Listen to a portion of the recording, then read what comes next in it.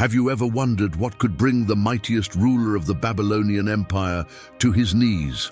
Brace yourself, because the shocking reason God transformed King Nebuchadnezzar into a beast is more relevant today than ever. In a twist that defies all expectations, the once invincible king faced a divine judgment that turned his world upside down. If you think absolute power guarantees safety, think again. Imagine standing atop the towering walls of the Babylonian Empire, gazing out over a realm that stretches beyond the horizon.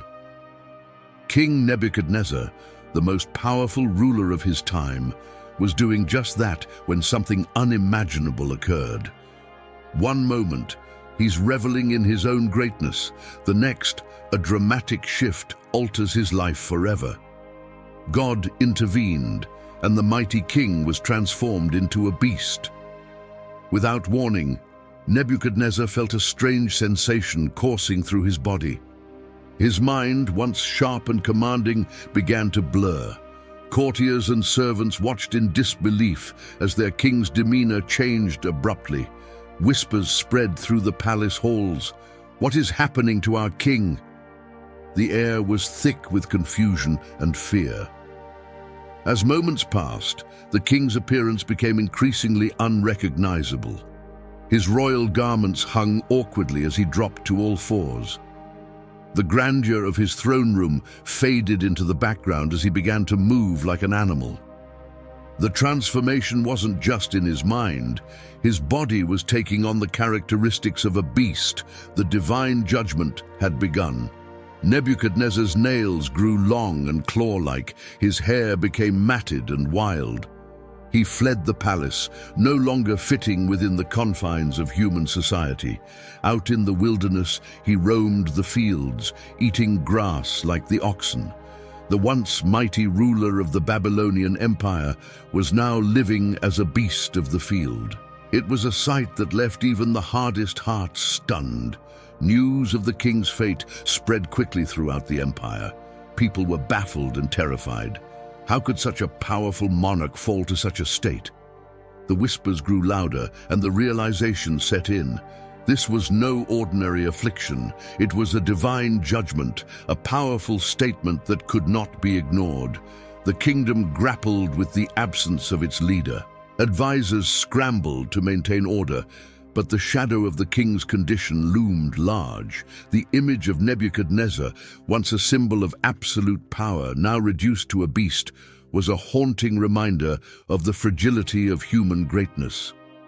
The streets of Babylon buzzed with a mix of disbelief and dread.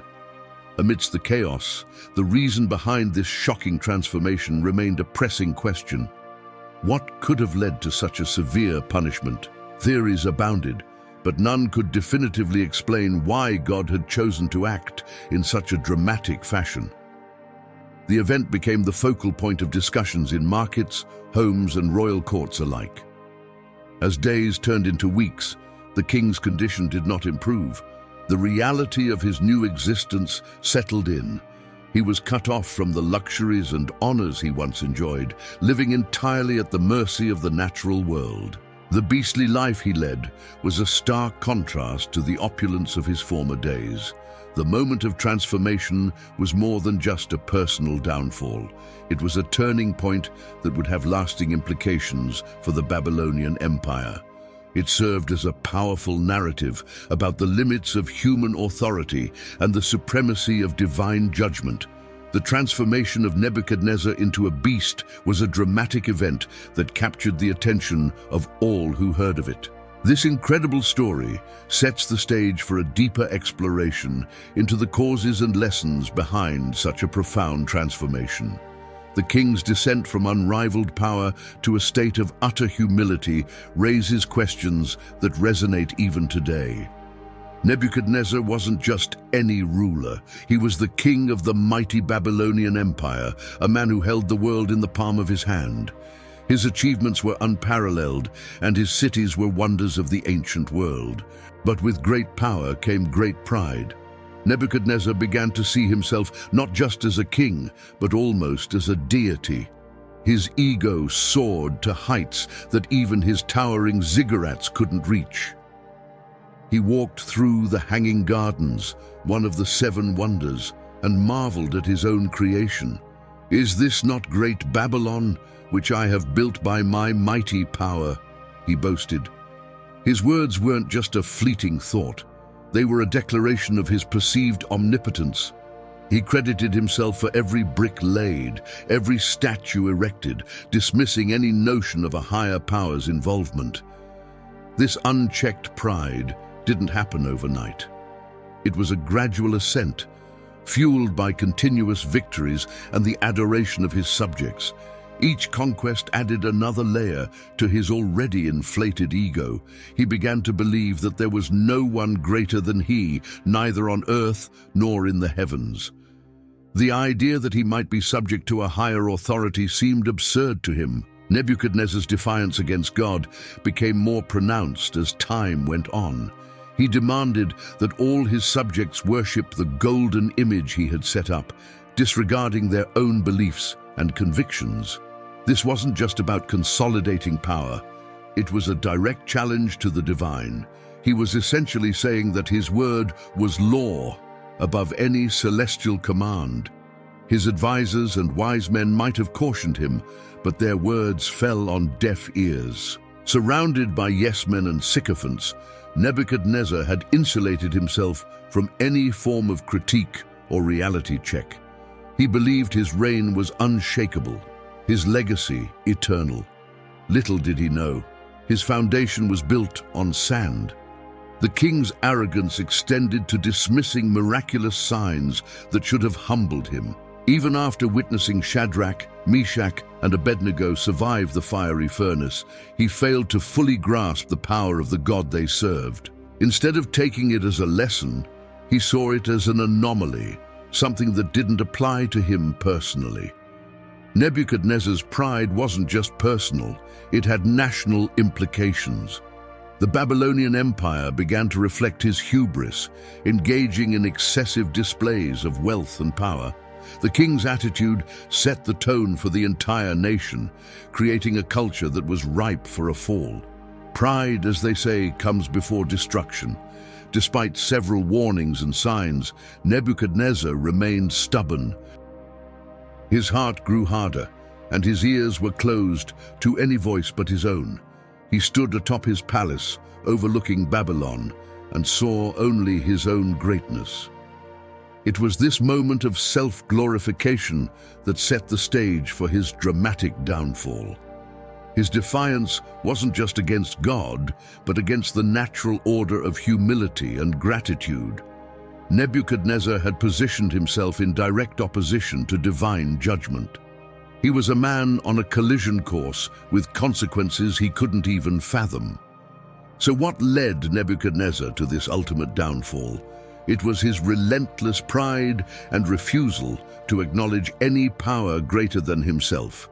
His story serves as a potent reminder of the dangers of unchecked ego and the inevitable consequences that follow. Nebuchadnezzar's nights were often restless, but one dream in particular left him deeply unsettled. He saw a towering tree in the midst of the earth, so tall it touched the sky and visible to the ends of the earth. Its leaves were lush, its fruit abundant, and it provided food and shelter for all creatures. Suddenly, a holy messenger descended from heaven declaring, "Cut down the tree and trim off its branches. Let the animals flee from under it and the birds from its branches." Perplexed and anxious, the king summoned all his magicians, enchanters, and astrologers to interpret the dream, but none could provide an answer. In his desperation, he called upon Daniel, a man known for his wisdom and connection to the divine.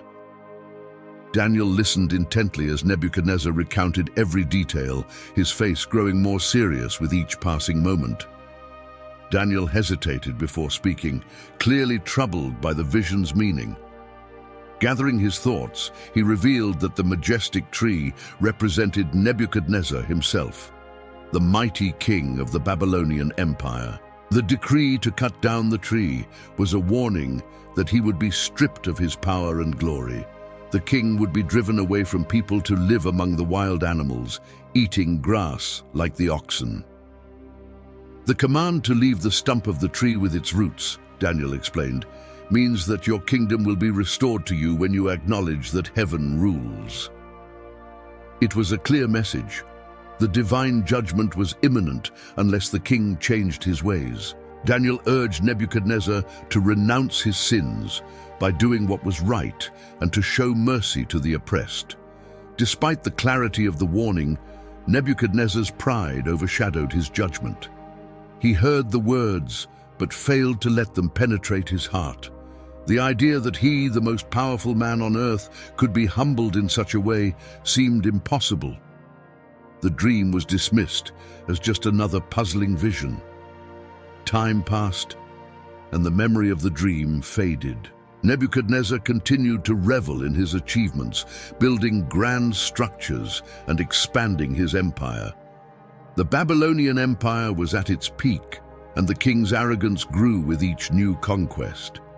He felt invincible, untouchable by any force, human or divine.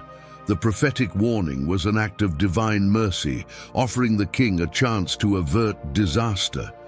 It wasn't just about foretelling doom, but providing an opportunity for repentance. However, Nebuchadnezzar chose to ignore the message, allowing his ego to guide his actions instead of wisdom.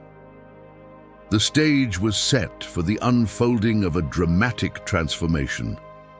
Daniel watched with a heavy heart as the king continued on his path. He knew that the words he had spoken were not idle threats, but a glimpse into what would soon become reality. The window for change was closing, and Nebuchadnezzar was oblivious to the ticking clock of fate. The dream's symbolism was rich and direct, leaving little room for misinterpretation. Yet, the king's refusal to heed the warning demonstrated the blinding effect of unchecked pride. The divine judgment was no longer a distant possibility, but an approaching certainty. One day, as Nebuchadnezzar was walking on the roof of his royal palace, admiring the grandeur of the Babylonian Empire, a sudden change overtook him. In the blink of an eye, the mighty king was stripped of his humanity. His thoughts became muddled, his reasoning faded, and an overwhelming urge to escape the confines of the palace consumed him. It was as if a veil had been pulled over his mind, disconnecting him from the world he once ruled. Before anyone could comprehend what was happening, Nebuchadnezzar fled into the fields. His royal robes became tattered as he moved on all fours, the mannerisms of a beast overtaking his every action. The transformation wasn't just mental, but physical as well. His body began to change. His hair grew long and coarse, covering him like feathers. His nails extended into claws, thick and rugged, suitable for digging and foraging. The once eloquent king could no longer speak words of wisdom or command his subjects. Instead, guttural sounds and animalistic grunts became his language. The palace that had echoed with his decrees now stood silent, its halls empty of his presence. Servants and officials were left in shock, unable to reconcile the image of their esteemed ruler with the creature roaming the wilderness. Out in the open fields, Nebuchadnezzar lived among the beasts. He grazed on grass like an ox, his diet reduced to the simplest of foods. The seasons changed, and he was exposed to the scorching sun, the chilling rains, and the biting winds. The elements showed no mercy, and he had no shelter to protect him. The physical toll was immense, but the emotional isolation was perhaps even more profound. Imagine the mind of a king trapped in the body of a beast, aware yet unable to control his actions. If there were moments of clarity, they were fleeting and filled with despair. The loneliness was palpable. No longer did he have the comfort of companionship, the respect of his court, or the luxuries of royal life. His identity was erased, replaced by the existence of an animal. Back in Babylon, the kingdom had to move forward without its leader. Advisors took over the responsibilities, but the shadow of the king's fate hung heavily over the empire. Rumors spread, and neighboring nations watched with keen interest. The once invincible Babylonian Empire now seemed vulnerable, its great king reduced to a cautionary tale. For 7 long years, Nebuchadnezzar remained in this state. Each day blended into the next, marked only by the rising and setting of the sun. Time, which he once commanded through edicts and plans, now held him captive. The man who had built wonders and conquered nations was learning survival at its most basic level. Why did God choose this specific punishment? Turning a king into a beast was a profound way to strip away every layer of pride and self-reliance. It was a divine judgment designed to reach the very core of Nebuchadnezzar's being. Living as a beast, he was confronted with his own humanity, or lack thereof, in a way that no other punishment could convey. This transformation wasn't just about humiliation. It was a journey through which Nebuchadnezzar could truly understand his place in the grand scheme of things. Separated from all symbols of power and stripped of his royal identity, he faced the raw reality of existence. It was an experience that would either break him completely or lead to a profound awakening. As the 7th year approached its end, the stage was set for what would come next. The king's time as a beast had fulfilled its purpose, and the possibility of restoration loomed on the horizon. But before that could happen, there was still much for Nebuchadnezzar to realize and accept. Nebuchadnezzar's transformation into a beast wasn't merely an act of divine judgment. It was a profound lesson crafted with purpose. God sought to reach the heart of a king consumed by arrogance, to strip away the layers of pride that blinded him. The humiliation was a means to an end, a drastic measure to awaken Nebuchadnezzar to a reality he had long ignored. It was about teaching him that true sovereignty belongs to the divine, not to any earthly ruler, no matter how powerful. By living as a beast, Nebuchadnezzar experienced a reversal of roles that challenged his entire worldview. He who once commanded armies and built monumental structures was now at the mercy of the elements. This stark contrast highlighted the fragility of human power when compared to the eternal nature of the divine. The transformation was a vivid illustration that without acknowledging God, even the mightiest can be brought low. The specific choice of turning him into a beast was symbolic. Animals operate on instinct, devoid of the reasoning and wisdom that humans possess. By losing his human faculties, Nebuchadnezzar was forced to confront the emptiness of a life disconnected from God. It was a humbling journey that peeled back the superficial layers of wealth and status, exposing the core need for spiritual connection. During those 7 years, every moment served as a reminder of his vulnerability. The isolation allowed for reflection, even within his altered state. Cut off from the distractions of court life and flattery, there was space for a deeper understanding to take root. God's intention wasn't to destroy Nebuchadnezzar, but to rebuild him from the ground up, starting with a foundation of humility. This period also served as a message to the Babylonian Empire and surrounding nations. Witnessing the downfall of such a powerful king sent a clear signal about the supremacy of divine authority. It wasn't just Nebuchadnezzar who needed the lesson. It was a teaching moment for all who placed their trust in human achievements over spiritual truths. The event became a testament to the fact that no empire is beyond the reach of God's influence. God's plan was rooted in compassion, not just discipline. By allowing Nebuchadnezzar to suffer the consequences of his pride, he provided an opportunity for redemption. It was a severe mercy designed to bring about a lasting transformation. The king needed to understand that his gifts and position were granted by God and could be taken away just as swiftly.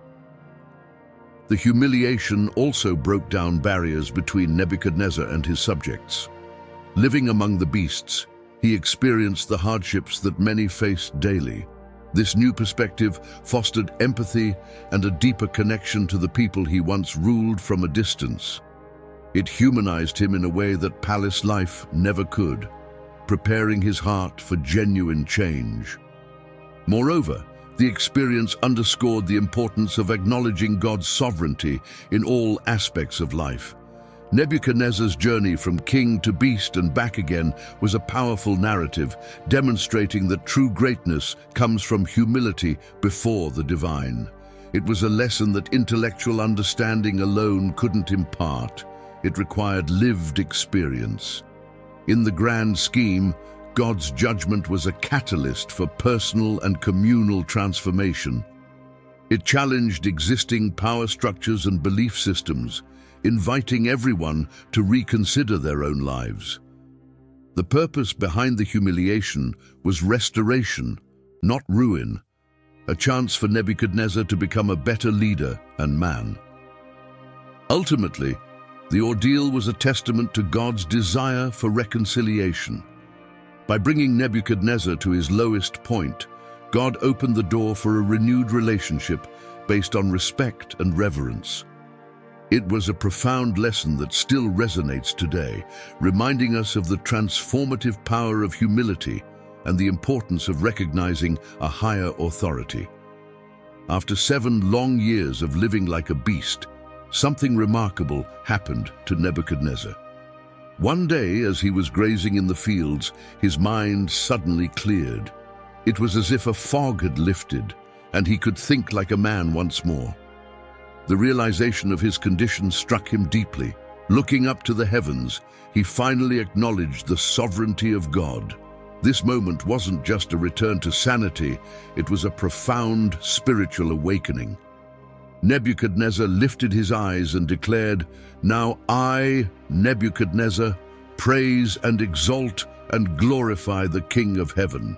This wasn't the proclamation of a proud monarch, but the humble confession of a man who had learned his lesson. The king who once boasted of his own greatness now gave honor to the divine judgment that had humbled him. His words were filled with genuine repentance and a newfound respect for the Almighty. The restoration of his mind was just the beginning.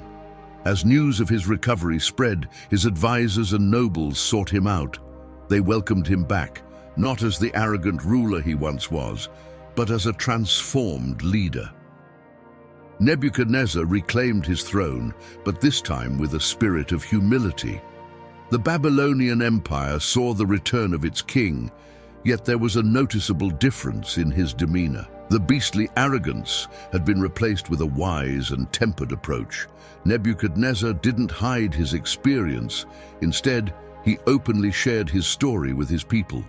He wanted others to learn from his mistakes, to understand the consequences of pride and the mercy that comes with repentance. His testimony became a powerful tool for teaching about the dangers of hubris and the importance of recognizing a power greater than oneself. It was a message that resonated throughout the empire. The king's policies began to reflect his transformed heart. He showed greater compassion towards his subjects, implementing laws that promoted justice and mercy. The once oppressive regime took steps toward fairness and equity. Nebuchadnezzar's reign entered a new phase, marked by wisdom and a desire to honor the divine in all aspects of governance. The impact of his personal transformation rippled through the entire Babylonian Empire. Nebuchadnezzar's relationship with Daniel also deepened. He sought counsel from the prophet, valuing his insights and recognizing the source of his wisdom. The king no longer relied solely on his own understanding, but appreciated the guidance that came from a higher authority. This collaboration led to more thoughtful decisions and strengthened the stability of his reign. His acknowledgement of God's sovereignty wasn't just a personal confession, it became an official decree. Nebuchadnezzar issued proclamations praising God, encouraging his people to honor the divine judgment that had taught him such valuable lessons. This was a radical shift from his previous demands for the people to worship idols and images of his own making. the empire's spiritual direction took a turn towards acknowledging the true God. The transformation also restored Nebuchadnezzar's legacy. Instead of being remembered solely as a tyrant or a mad king who lost his mind, he became an example of redemption and humility. His story was recorded for future generations, serving as a testament to the power of repentance and the grace that follows. The lessons learned during his time as a beast became a cornerstone of his enduring impact. Nebuchadnezzar's life after his restoration was marked by peace and prosperity. The Babylonian Empire flourished under his renewed leadership. The king had gained something far more valuable than wealth or power, a right relationship with God. This inner change brought about external blessings, reinforcing the truth that humility and acknowledgement of the divine lead to true greatness. In the end, Nebuchadnezzar's moment of repentance changed him forever. He understood that all his accomplishments were possible because of God's provision. By submitting to God's sovereignty, he found a purpose and fulfillment that had eluded him before. His story serves as a powerful reminder that no one is beyond redemption, and that recognizing a higher power can lead to profound transformation. Nebuchadnezzar's story isn't just an ancient narrative, it's a mirror reflecting timeless truths relevant even now. His transformation from a mighty king of the Babylonian Empire into a beast underscores the perilous path of unchecked pride. In a world where success often fuels ego, his experience serves as a stark reminder of where arrogance can lead. The tale highlights the limits of human power when confronted with divine judgment.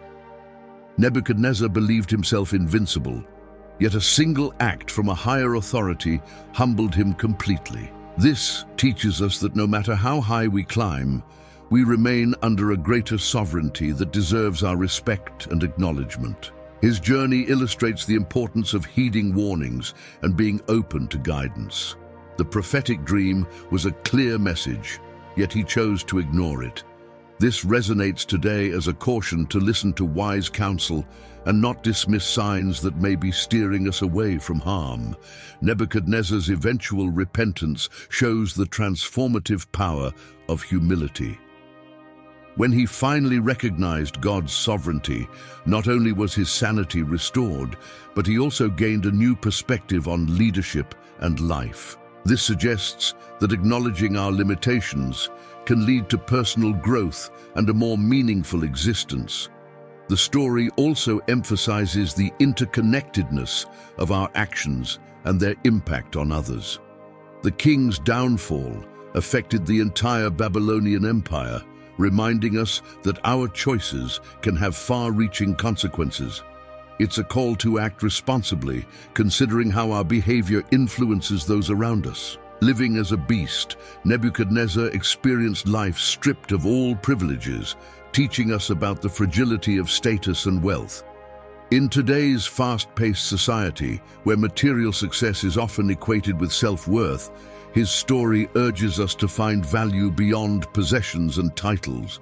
The narrative encourages introspection about where we place our trust. Do we rely solely on our abilities, or do we recognize a higher power at work? Nebuchadnezzar's transformation challenges us to reflect on our own lives and consider the foundation upon which we're building. His restoration offers hope that it's never too late to change course. Regardless of past mistakes or how far one has strayed, the opportunity for redemption remains. This is a powerful message for anyone feeling trapped by their errors, emphasizing that humility and repentance can lead to a fresh start. Moreover, the story serves as a reminder of the importance of gratitude. Acknowledging the sources of our blessings can prevent the kind of pride that led to Nebuchadnezzar's downfall. It's an invitation to live with a spirit of thankfulness, recognizing that our successes are not ours alone. Ultimately, Nebuchadnezzar's experience is a timeless lesson on the dangers of pride and the redeeming power of humility. By learning from his journey, we can navigate our own lives more wisely, avoiding the pitfalls that come with self-exaltation and embracing the profound transformation that comes with recognizing a power greater than ourselves. As we wrap up this incredible tale of pride, downfall, and redemption, it's worth asking, could Nebuchadnezzar's story be a reflection of our own lives? Are there areas where pride has crept in, blinding us to greater truths? Imagine what might change if we embraced humility before experiencing our own divine judgment. If a mighty king of the Babylonian Empire could transform after becoming a beast, what's stopping us from making a positive change? Feeling that nudge to delve deeper? Don't let this moment slip away. In the comments below, you'll find our ebook, 30 Habits to Draw Closer to God. This practical guide is the result of profound research and spiritual insights designed to help you strengthen your connection with the divine in a meaningful and lasting way. Picture yourself adopting habits that not only transform your daily routine, but also enrich your spiritual journey. Imagine waking up each day with a renewed sense of peace and purpose. Join countless others who are experiencing a fuller, more rewarding life through simple yet powerful habits. The spiritual transformation you're seeking is within reach. Check out the ebook now and start your journey toward a deeper connection with God. Remember, a vibrant and authentic spiritual life isn't just a distant dream. With 30 habits to draw closer to God, you're one step closer to making it a reality. Begin today to write your new story of faith and devotion. Before you go, don't forget to subscribe to our channel and hit the notification bell so you won't miss our next video. We've got more inspiring stories and life-changing lessons coming your way. Also, we'd love to hear from you. Share a message of hope or your own reflections in the comments below. Your words might be the encouragement someone else needs on their journey.